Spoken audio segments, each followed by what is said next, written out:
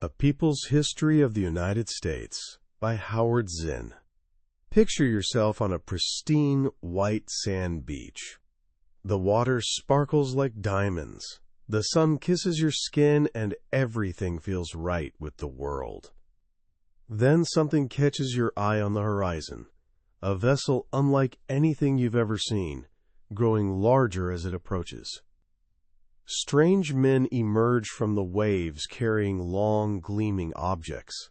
Their words are gibberish to your ears, but you and your community, driven by curiosity and warmth, swim out to welcome them. You bring food, fresh water, treasures from your village. Weapons? You don't even know what those are. You open your hearts and hands to these strangers. Meanwhile, one of these men, their leader, scratches into his journal. They would make fine servants. With 50 men, we could subjugate them all and make them do whatever we want. That encounter on a small Bahamian island in 1492 is where most textbooks launch the American story. They dress it up as a, quote, discovery. But for the Arawak Indians who already called this place home, discovery had nothing to do with it. It was an invasion, plain and simple. This is the narrative they probably never shared with you in social studies class. It's not about marble statues of presidents or oil paintings of generals. It's about the everyday people they ruled over and the ones they crushed. It's about the rebels who wouldn't stay quiet, the outcasts society tried to erase, and the forgotten voices echoing from the edges of our official story. Today, we're exploring one of the most important, controversial, and genuinely mind-bending books ever written about America, A People's History of the United States by Howard Zinn. When this book hit shelves in 1980, it was like dropping a pebble into still water. The ripples just kept spreading. It sold millions of copies, not because some slick marketing team pushed it, but because it spoke a truth that countless people felt deep in their gut but had never seen spelled out. Zinn, a former shipyard worker turned historian and passionate activist, made a revolutionary choice. He flipped history on its head. Rather than telling America's story through the eyes of the conquerors and the wealthy, he chose to share it from the viewpoint of the conquered and the struggling. From the Arawaks who welcomed Columbus with open arms, from the enslaved Africans sweating in cotton fields, from poor white farmers rising up against colonial elites, from young women grinding away in textile mills, from soldiers ordered to kill for reasons nobody bothered explaining to them. By the time we're done today, you'll see this country's history through completely different eyes. You'll understand that America's story isn't some straight line of progress and glory. It's a story of fierce, unrelenting conflict between the wealthy and the struggling, the powerful and the powerless, masters and slaves, dominators and the dominated. Understanding that conflict, that hidden history, is your key to making sense of the world we're living in right now. This isn't just dusty tales from the past. This is about who we are today and who we might choose to become tomorrow. So where do we start unraveling a nation's story? Usually, we kick things off with celebration. Heroic explorers, courageous founding fathers, the noble birth of a new world. But Howard Zinn asks us to start somewhere completely different. He wants us to start with the price tag, the human price tag. Let's travel back to that beach in 1492. Christopher Columbus has just arrived, greeted by the Arawak people. His journal describes them as well-built, attractive, and incredibly generous. They eagerly traded everything they owned. Columbus noticed they had no concept of weapons. When he showed them a sword, they grabbed it by the blade and cut themselves. In that very same journal entry, he penned those chilling words, "With 50 men, we could subjugate them all." Gold, was Columbus's obsession. He'd convinced the Spanish king and queen to fund his voyage by promising unimaginable riches. But the Bahamas weren't exactly overflowing with gold. The Arawaks wore tiny gold ornaments in their ears, and that sealed their fate. Columbus grabbed some of them, demanding they lead him to the gold source. This became the template for the next 500 years of American history. On Hispaniola, modern-day Haiti and the Dominican Republic, Columbus's crew established a nightmare regime. Every native over 14 had to deliver a specific amount of gold every 3 months. Those who succeeded got a copper token to wear around their neck. Those caught without it, they had their hands chopped off and bled to death. The task was impossible. The only gold existed as tiny dust particles in streams. The Arawaks fled. They were hunted like animals with dogs. They began committing mass suicide, using poison to escape the Spanish. Mothers killed their own babies to spare them from this terrifying new enemy. Within 2 years, half of the 250,000 natives on Haiti were gone, murdered, mutilated, or driven to suicide. By 1550, only 500 remained. By 1650, not a single original Arawak or their descendant was left on the island. Complete genocide. You might think that's shocking but isolated, an unfortunate but necessary price for civilization's progress. That's the first major myth Zinn asks us to demolish. He shows this wasn't an exception, it was the blueprint. What Columbus did to the Arawaks, Cortés replicated with the Aztecs in Mexico. What Pizarro did to the Incas in Peru, the Virginia settlers did to the Powhatans, and the Massachusetts Pilgrims did to the Pequots. When the English landed in Virginia in 1607, they settled in Chief Powhatan's territory. The English were literally starving, digging up graves to eat corpses during winter. Some ran off to join the Indians, who at least had food.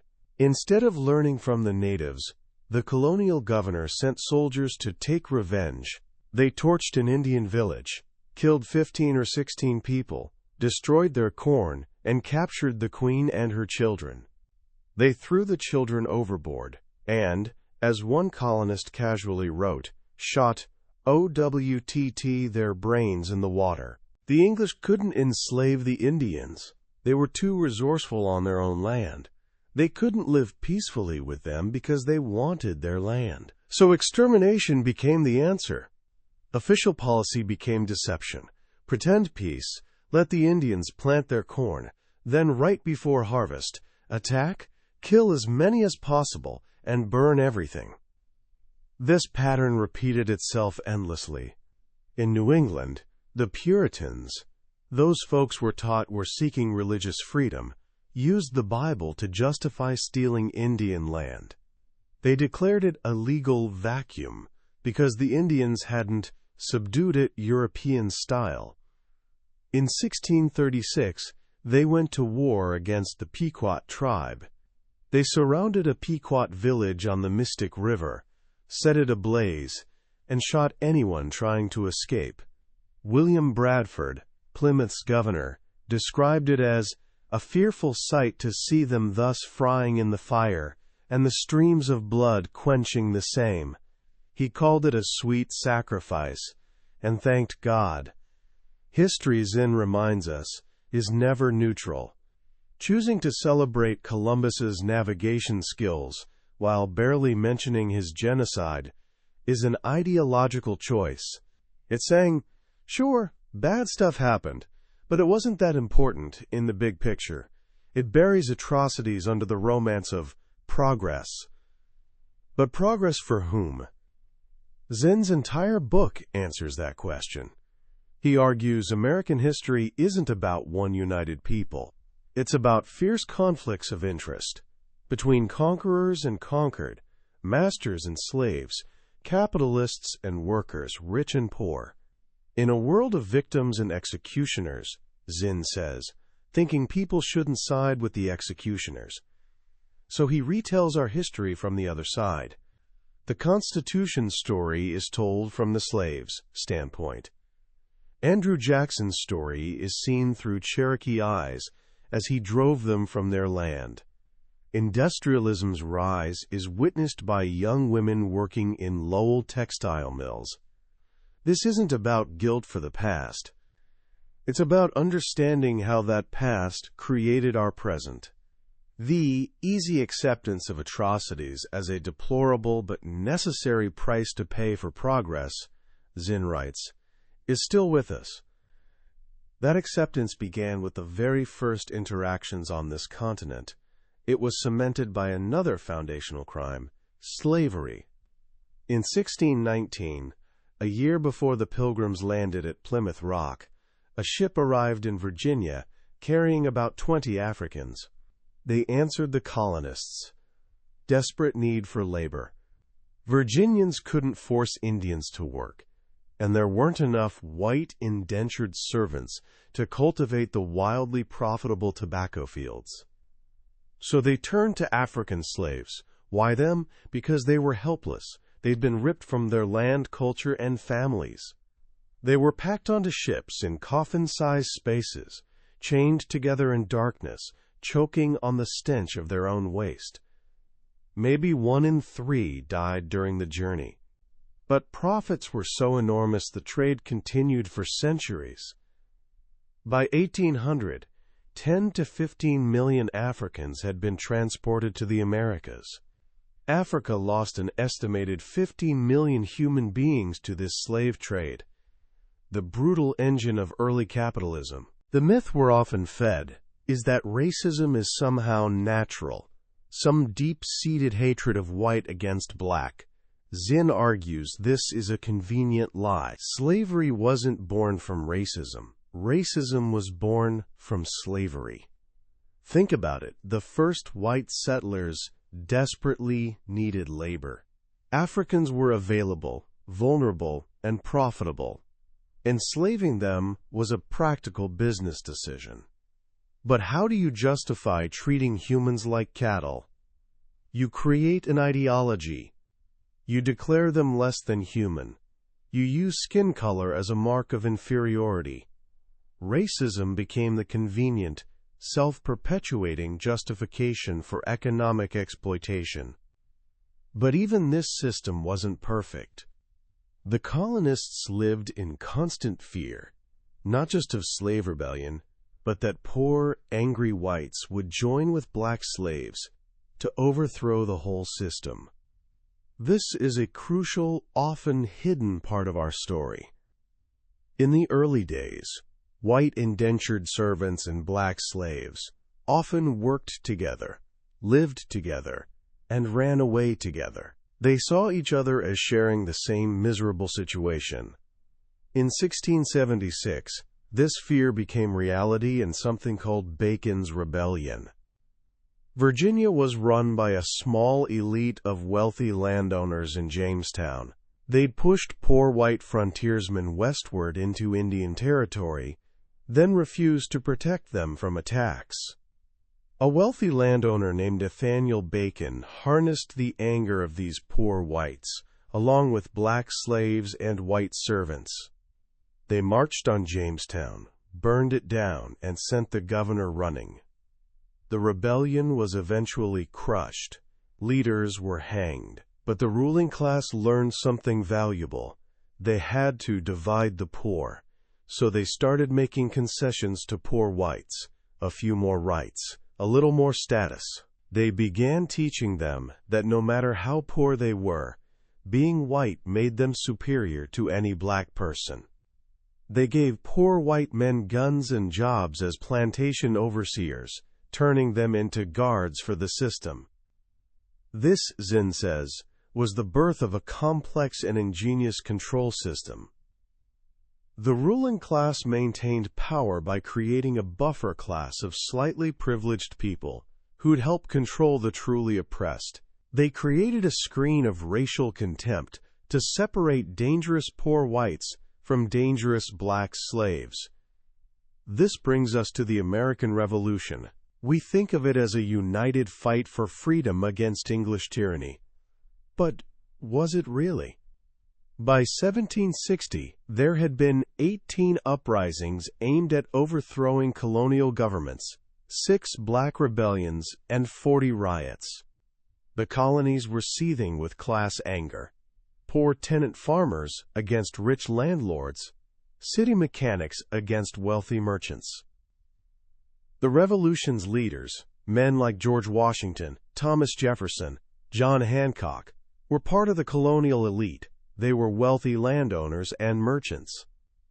Sure, they were angry at England for taxing them and restricting their ability to get even wealthier. But they also worried about the rebellious energy at home. The Founding Fathers' genius was figuring out how to channel that energy. They created a new nation, a new symbol, a new legal unity called the United States. And they used powerful new language, the language of liberty and equality. The Declaration of Independence is brilliant. It lists grievances against the king and famously declares all men are created equal, with rights to life, liberty, and the pursuit of happiness. This language was powerful enough to unite enough colonists to fight England. But who was included in all men are created equal? Not the Indians, whom the Declaration calls merciless Indian savages.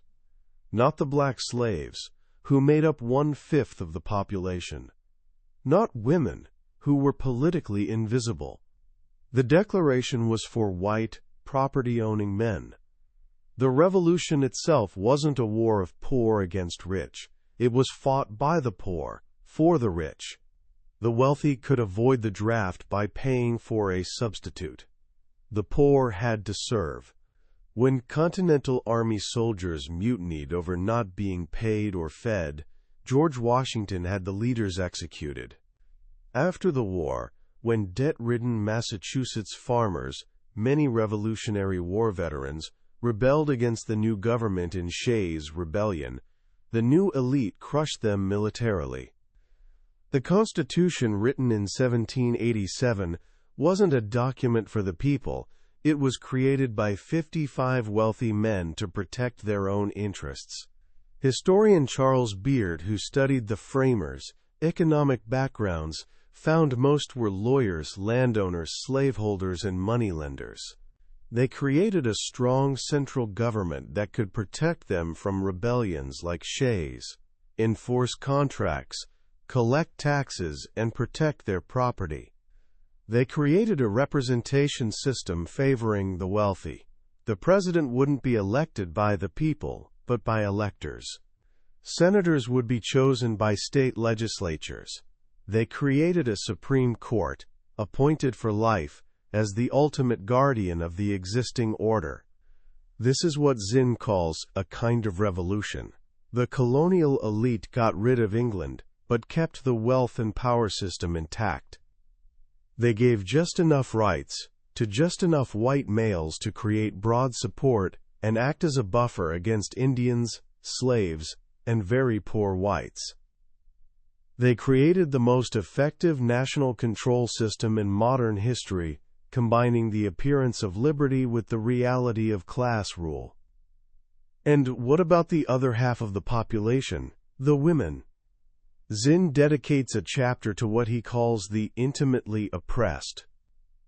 Women were invisible in history books, reflecting their submerged status. English law, inherited by the colonies, made a woman essentially her husband's property. Her legal existence was suspended during marriage. She couldn't own property, sign contracts, or keep her own wages. But here, too, there was resistance. Women like Anne Hutchinson in Massachusetts Bay Colony defied church fathers, insisting on her right to interpret the Bible herself. She was tried for heresy and banished. During the Revolution, women formed patriotic groups, boycotted British goods, and took direct action, like the Boston women who seized a wealthy merchant hoarding coffee and took his keys. Abigail Adams famously wrote to her husband John at the Continental Congress, urging him to Remember the ladies in the new laws. Warning, we are determined to foment a rebellion. But they weren't remembered. After the revolution, none of the new state constitutions gave women the vote. The cult of true womanhood, in the 19th century, told women their place was home, to be pious, pure, domestic, and submissive. But industrialization pulled women from homes into factories. In Lowell, Massachusetts textile mills, young women worked 12 to 16 hours daily for pennies. And they rebelled. They struck in the 1830s, forming some of the first women's unions. This is America's hidden history, continuous resistance. As the country expanded westward, it wasn't some romantic adventure of brave pioneers. It was brutal conquest against the Native Americans living on that land. President Andrew Jackson, a land speculator and slave owner, became the great hero of Indian removal. He forced the Cherokees, who'd adopted many aspects of white civilization, with a written language, newspaper, and constitution, to leave their ancestral Georgia homes and march westward on what became the Trail of Tears. On that march, 4,000 of 17,000 Cherokees died.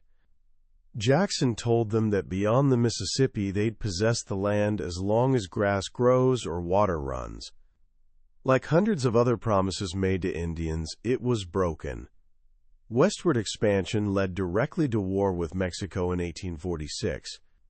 The United States provoked conflict, then claimed Mexico had, quote, shed American blood upon American soil. It was conquest that ended with the U.S. taking half of Mexico's territory, modern California, Nevada, Utah, Arizona, New Mexico, and parts of Colorado.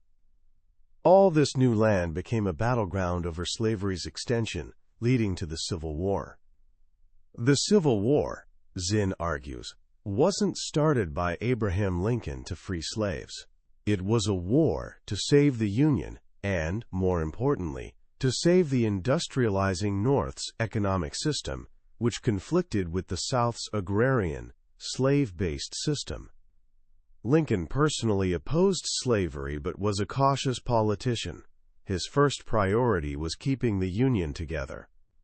He only issued the Emancipation Proclamation when pressured by abolitionists and when he realized it was a necessary military move to weaken the South. The proclamation itself was carefully worded, freeing slaves only in areas still rebelling, not in areas under Union control. As one English newspaper noted, the principle is not that a human being cannot justly own another, but that he cannot own him unless he is loyal to the United States. The slaves themselves pushed the war toward true liberation. 500,000 slaves ran from plantations to Union lines. 200,000 black men joined the Union Army and fought bravely, despite being paid less than white soldiers and facing intense racism. After the war came a brief, remarkable period called Reconstruction. With federal troops in the South, black men could vote and hold office. Black children went to school for the first time. A genuine revolution seemed possible. But it was a revolution from the top, easily undone. By 1877, Northern elites, wanting business stability and tired of the Southern problem, made a deal with Southern elites. The Compromise of 1877 withdrew federal troops from the South and abandoned the black population to white supremacist rule. The promise of freedom was betrayed. This betrayal set the stage for what Zinn calls the other Civil War, the great explosive conflict between labor and capital in the late 19th century.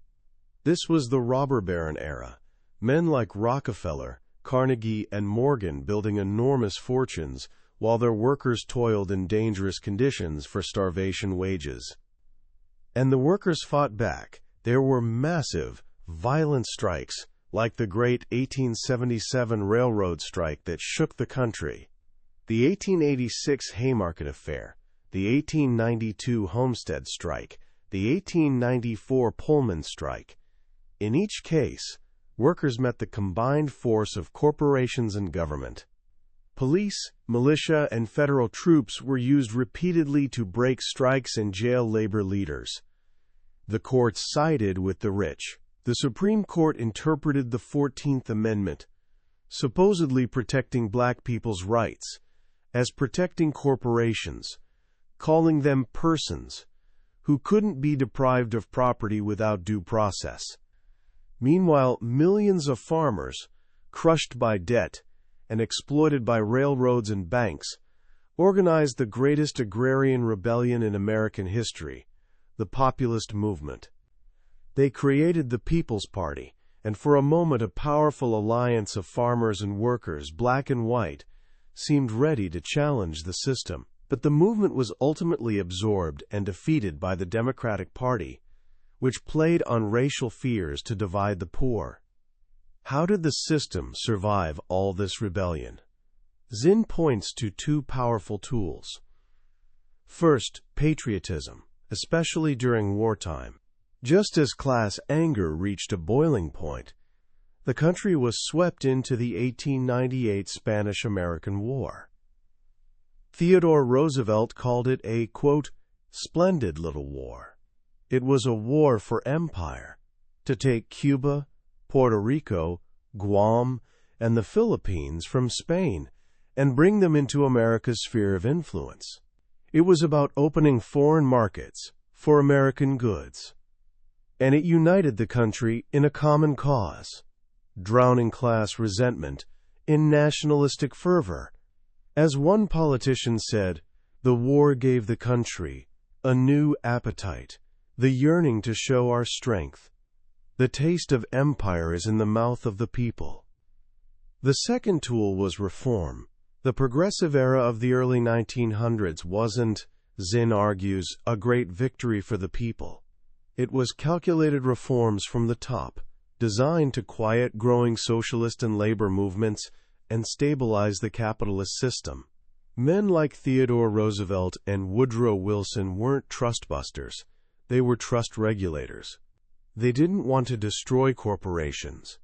They wanted to make them more efficient and less likely to provoke rebellion. This combination of patriotism and reform proved incredibly effective. World War I was, as radical writer Randolph Bourne said, the health of the state. The government used the war to crush dissent, jailing thousands of socialists, anarchists, and anti-war activists under the Espionage Act. Eugene Debs, the Socialist Party leader, got 10 years in prison for an anti-war speech. The 1920s seemed prosperous, but wealth concentrated at the top. The labor movement weakened. Radical movements were in shambles. Then came the Great Depression. The system collapsed. By 1933, 15 million were unemployed. People were starving in the world's richest country. And they rebelled. Rent strikes, hunger marches, spontaneous actions by the unemployed to stop evictions.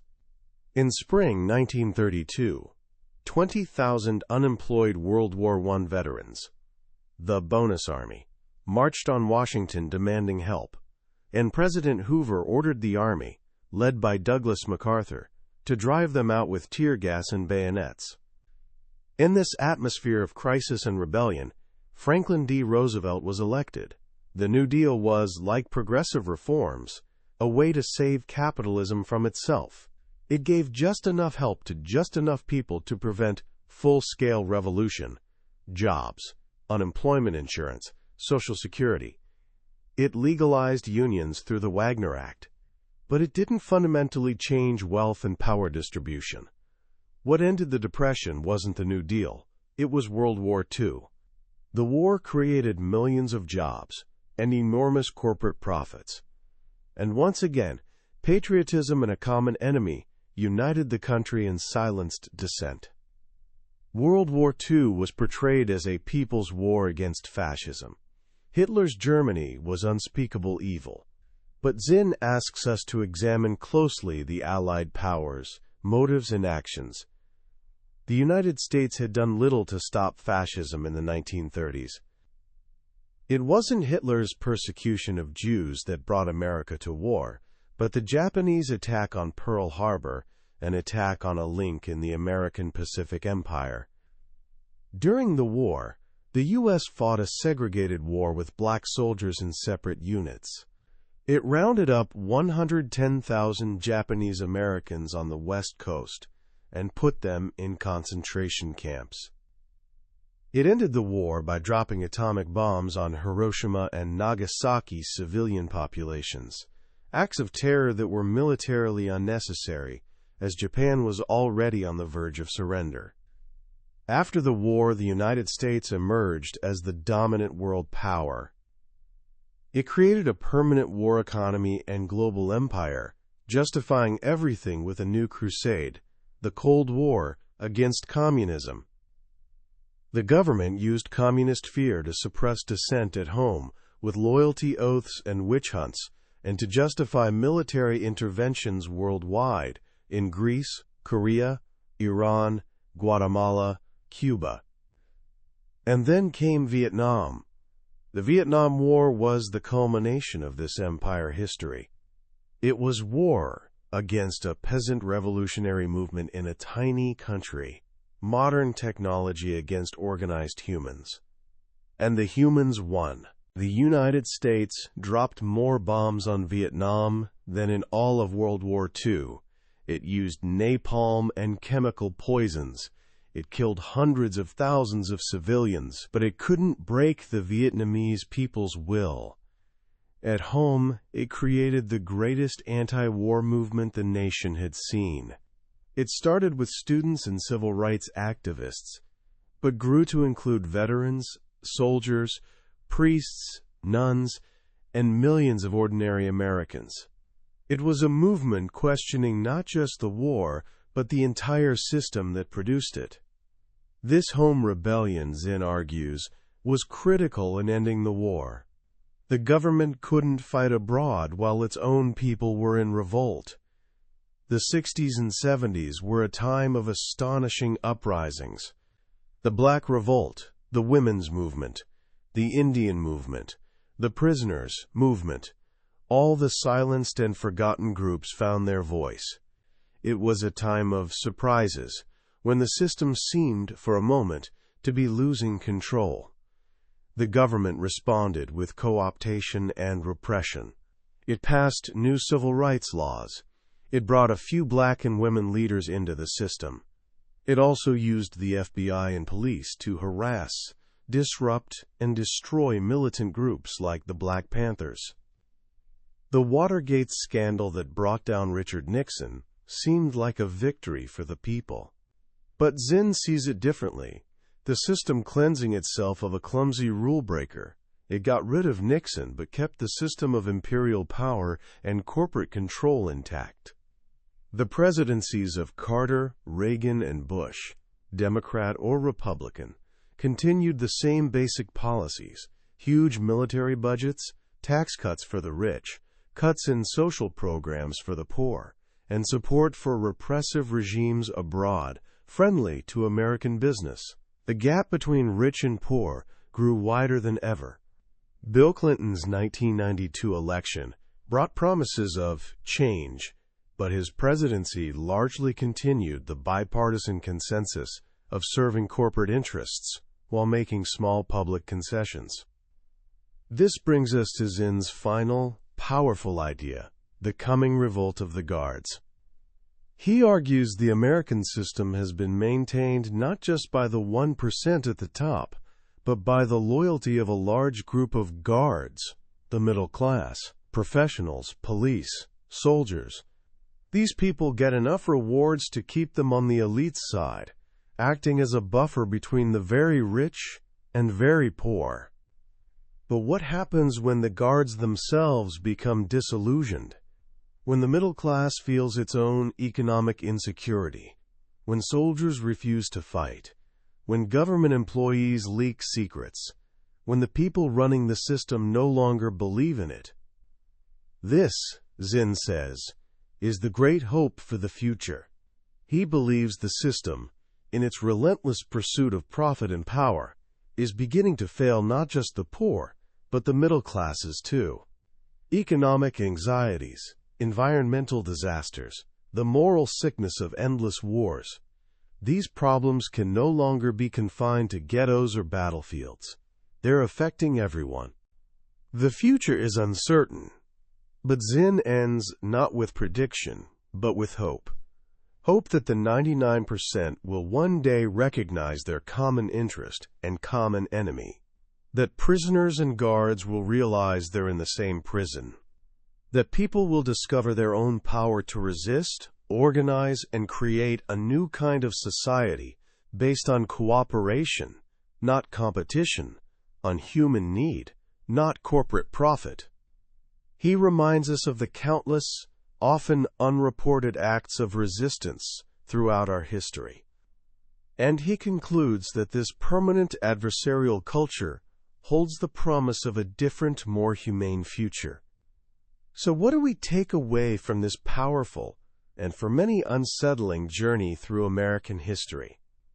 First, and most importantly, Howard Zinn teaches us that history isn't a spectator sport. How we tell our stories matters. The history we learned in school isn't some neutral fact collection. It's a story told from a particular viewpoint, and that viewpoint has almost always been the powerful's perspective. By choosing to tell the story from the powerless perspective, Zinn isn't just adding missing details. He's fundamentally changing the story's meaning. He's showing us America has never been a finished product, some shining city on a hill. It's always been a battleground. Second, he gives us a powerful new lens for viewing the present.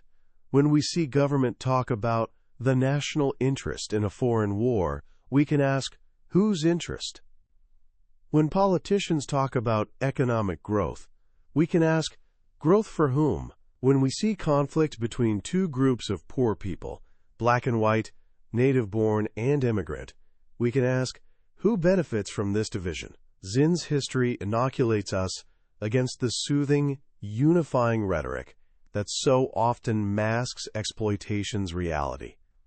Finally, and perhaps his greatest gift, Zinn's work is a profound antidote to despair.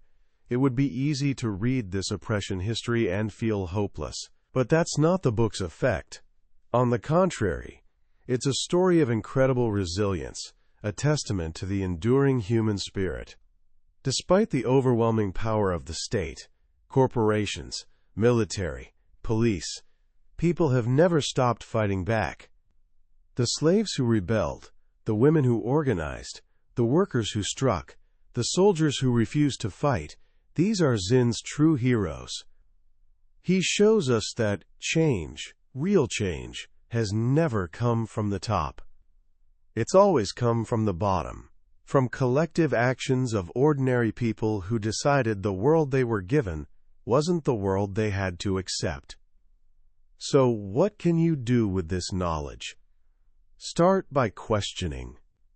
Next time you read a headline or listen to a politician's speech, ask yourself, whose story is being told here, and whose is being left out? Seek out voices from the bottom up. Read alternative press. Listen to activists, stories. Learn the history of movements that have challenged the status quo. Remember that your own actions, however small they may seem, are part of this ongoing history. The choices you make, the values you live by, how you treat others, all of this contributes to the kind of world we'll create. Zinn's history isn't a call to guilt or anger for their own sake. It's a call to awareness and action. It's a reminder the world isn't fixed, it's still being made, and we, all of us, are the ones making it. That was the book summary of A People's History of the United States by Howard Zinn. We've hit the highlights today, but I'll be honest, a summary can only take you so far. The real magic happens when you read the book yourself. It's in those quiet moments when a particular story or simple phrase hits you in a way you didn't expect. This summary is designed to help you decide if this book is worth your time. If anything we've talked about today has resonated with you, grab a copy. Because reading it isn't just learning. It's an experience that can genuinely change how you see yourself and your daily life. Also, if you found this summary valuable, please subscribe to the channel so you don't miss our next journey into another life-changing book. Let's keep growing together.